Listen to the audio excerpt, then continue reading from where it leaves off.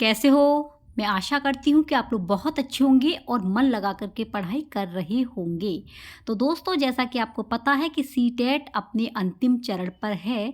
तो दोस्तों, जिन्होंने सीटेट में संस्कृत ली है और संस्कृत से डर लगता है, तो दोस्तों आप इस वीडियो को अवश्य देखना, क्योंकि संस्कृत की जो पेडागोगी आती है वो किस तरीके की आती है। तो संस्कृत में जो भी हमारे बहन भाई, जो भी हमारे भाभी अध्यापक और अध्यापिकाएं कमज़ोर हैं, तो वो अवश्य इस वीडियो को देखना, क्योंकि आपके लिए ये वीडियो एक औषधि का काम करेगी।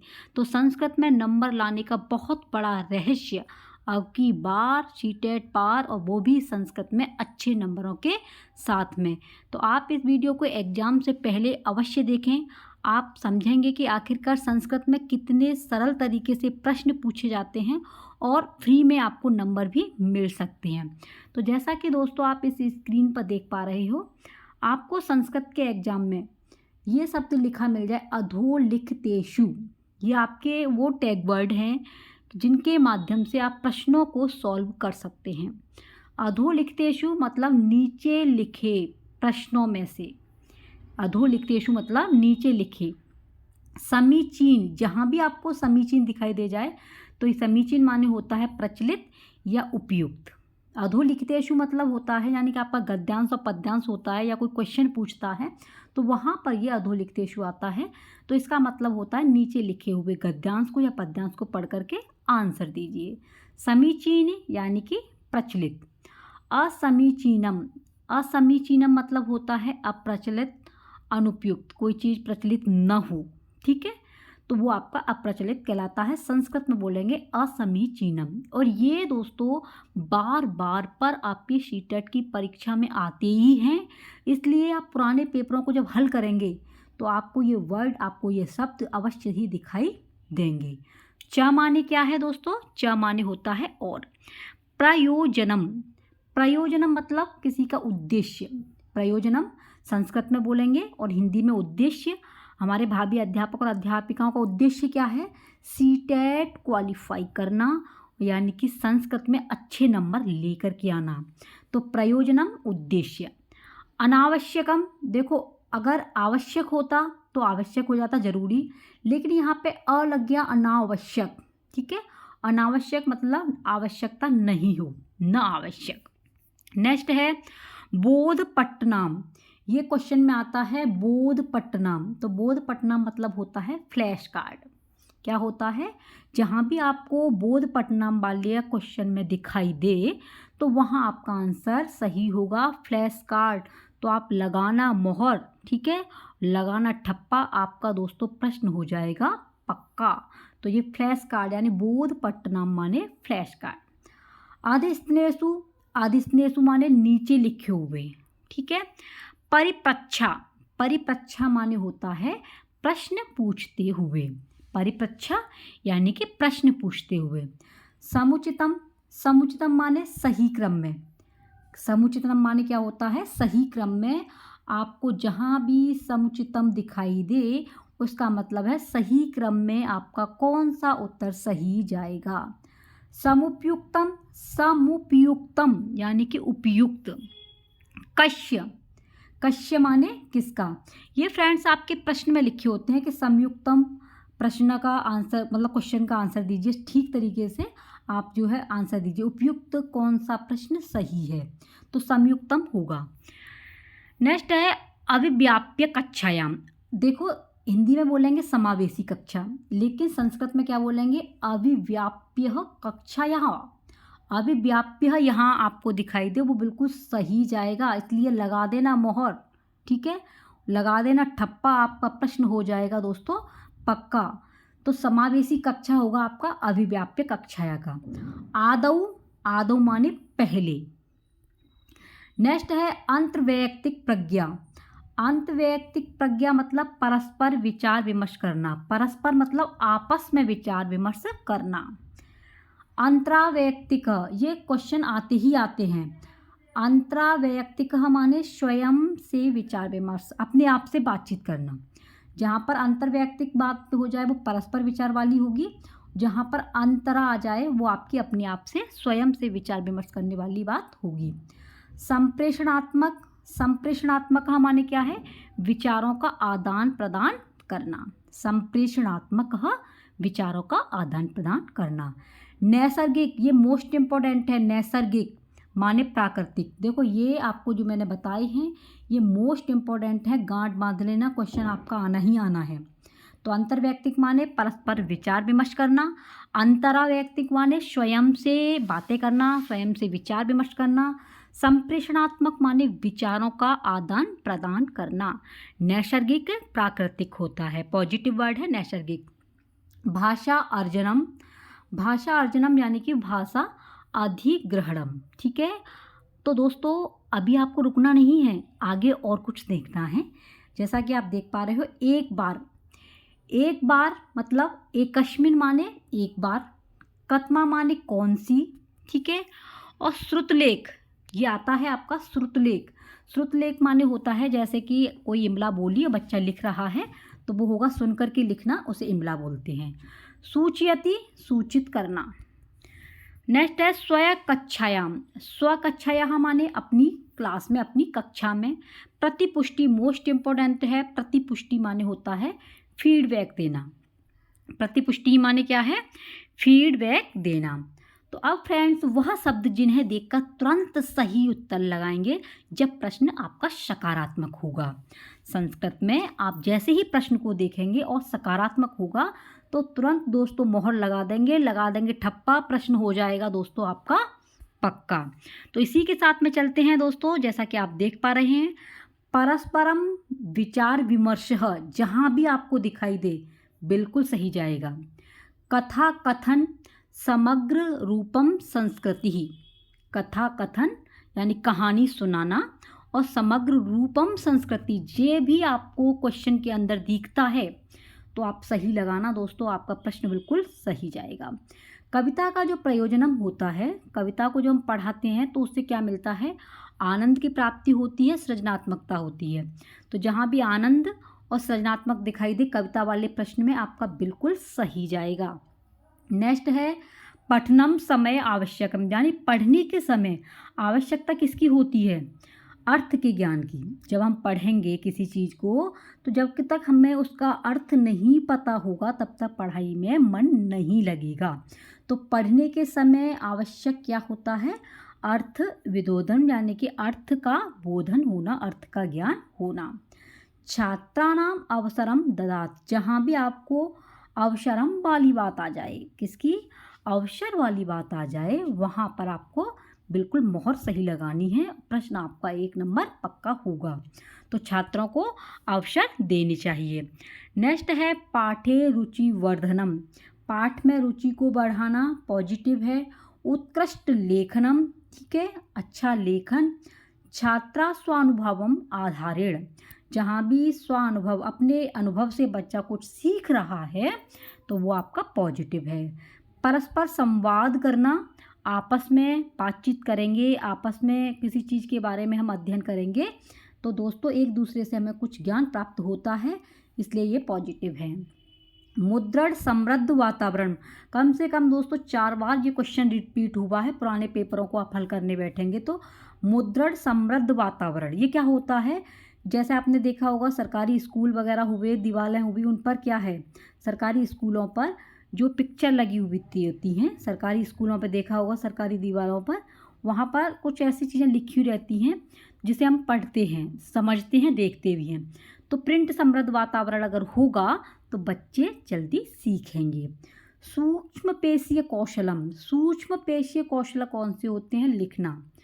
सूक्ष्म पेशीय मतलब यानी कि हम जब लिखते हैं तो हमारी जो मसल्स हैं, यानी कि छोटी छोटी जो लिखेंगे तो छोटी छोटी मसल्स काम करेंगी, तो ये होता है आपका सूक्ष्म पेशीय कौशलम। ठीक है, नेक्स्ट है आपके अपोजिट, यानी कि नकारात्मक शब्द। जो नकारात्मक आए तो भैया कैसे समझेंगे, ये तो हो गया आपके सकारात्मक। अब नकारात्मक शब्दों को कैसे समझेंगे, जहाँ भी छात्राण दंडयति, छात्रों को दंड देने वाली बात हो रही हो। दोस्तों एक बात याद रखना, छात्रों को कभी भी आपको गलत नहीं बताना है। अध्यापक गलत हो सकता है, संस्था पूरी गलत हो सकती है, लेकिन बालक कभी गलत नहीं हो सकता, जब भी प्रश्न हल करें तो प्रश्नों को हल करने पर आप ये सोचें कि मैं एक टीचर हूँ और ये मेरा ही बच्चा है, तो अपने बच्चे को कभी भी गलत नहीं ठहरा सकते। तो छात्रों को दंड देने वाली बात हो रही हो तो वो आपका नकारात्मक है। रटने की बातें हो रही हो तो वो नकारात्मक है। जहाँ भी ये भाई साहब दिखाई दे जाए केवलम, मात्रैव, तो ये आपके नेगेटिव वर्ड हैं। हतोत्साहित करोति, हतोत्साहितम, हतोत्साहितम करोति, यानी बच्चे को हतोत्साहित किया जाए कि ये बच्चा ये कार्य कर ही नहीं सकता।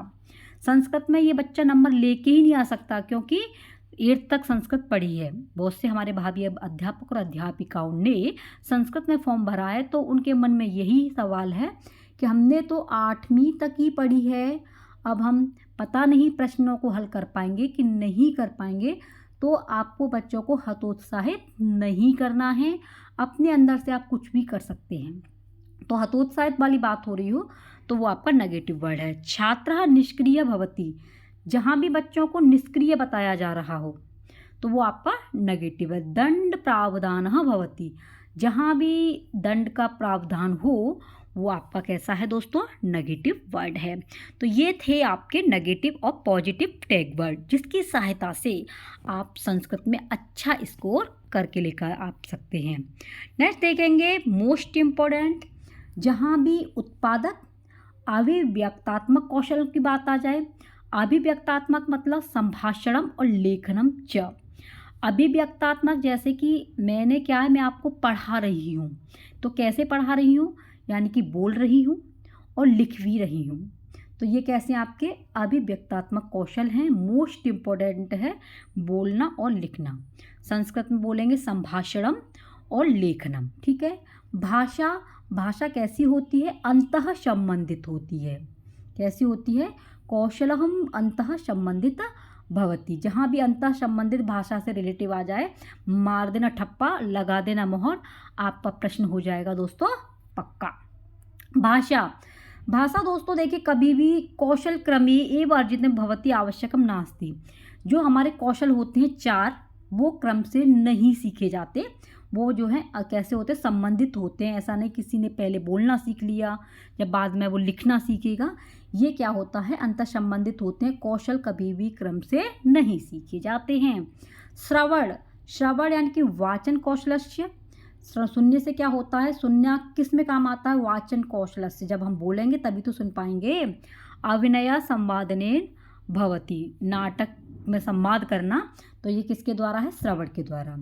भाषा या प्राथमिक रूपम मोस्ट इम्पोर्टेंट है। भाषा का प्राथमिक रूप क्या है, तो भाषा का जो प्राथमिक रूप है वो संकेत भाषा है। कैसी है, संकेत भाषा हमारी कौन सी है, प्राथमिक भाषा है। बहुभाषिकता अगर क्वेश्चन आता है तो वहाँ पर संसाधन को मारना और आपका प्रश्न दोस्तों पक्का होगा, संसाधनम बहुभाषिकता। बहुभाषिकता में क्या होता है कि दोस्तों इसमें मल्टीपल क्वेश्चन यानी कि भाषाएं सिखाई जाती हैं, किसी को हिंदी, अंग्रेजी, गणित, यानी कि बहुभाषिकता सभी को सभी तरीके की भाषाएं पढ़ाना। तो ये क्या है, संसाधन का काम करती हैं। नेक्स्ट है कौशला, आपके जो कौशलात्मक लक्षण यानी कि कौशल कितने होते हैं, तो कौशल कितने दोस्तों, 4। श्रवणम, भाषणम, लेखनम, पठने दक्षता, सुनना, बोलना, लिखना और पढ़ना। कौशल कितने हैं, मोस्ट इम्पोर्टेंट है। कौशलात्मक लक्षण क्या होता है, सुनना, भाषण, लिखना, पढ़ना, दक्षता, पढ़ने में दक्ष हो। तो श्रवणम माने सुनना, भाषणम माने बोलना और लेखन माने लिखना और पठन माने पढ़ना। सृजनात्मक लक्ष्य, सृजनात्मक लक्ष्य क्या होता है, मुक्त लेखनम, विविध संदर्भेषु, जहाँ भी आपको मुक्त लेखन वाली बात आ रही हो, विविध संदर्भई विचारणाम वीक्षितुम अवसरम, देखो पॉजिटिव संदर्भई आ गया, अवसरम आ गया, लेखनम आ गया, तो ये किसके अंदर आते हैं, आपके सृजनात्मक के अंदर आते हैं, इसलिए आपका ये प्रश्न बिल्कुल पक्का जाएगा सही। भाषा अधिग्रहण, भाषा अधिग्रहण हो जाए या अर्जनम आ जाए, तो दोस्तों देखिए भाषा अधिग्रहण कहाँ से होती है, सहज रूप से हो जाती है, सामाजिक के अनुक्रम होती है, और ये प्राथमिक भाषा होती है, अनौपचारिक होती है। जैसे आपने जो भाषा सीखी है तो इसके लिए हमें कहीं जाने की आवश्यकता नहीं पड़ी थी। ये ऑटोमेटिक अपने घर से, अपनी परिवार से सीखी, अपने समाज के द्वारा सीखी। जैसा किसी ने बच्चे से कहा कि बच्चे के सामने बोला कि ये मम्मी है, तो बच्चा मम्मी ही बोलेगा, ठीक है। अनुकरण करके बोलता है, जैसे आपके परिवार में जो बोली जाती है वही भाषा आपकी कौन सी कहती है, अर्जन होती है।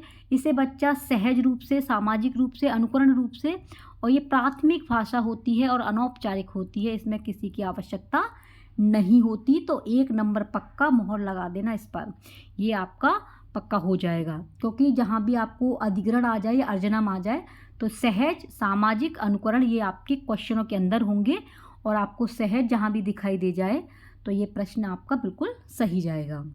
नेक्स्ट है भाषा अधिगम। अधिगम माने होता है सीखना।